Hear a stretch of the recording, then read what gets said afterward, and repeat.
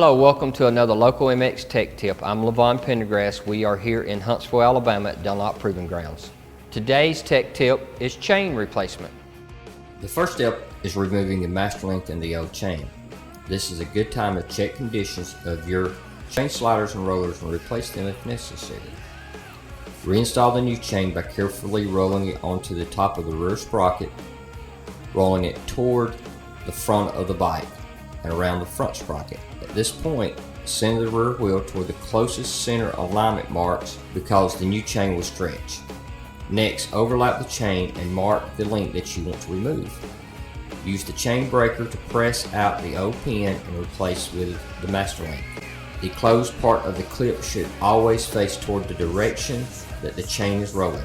Readjust the chain and tensioner and torque your rear axle to the proper spec.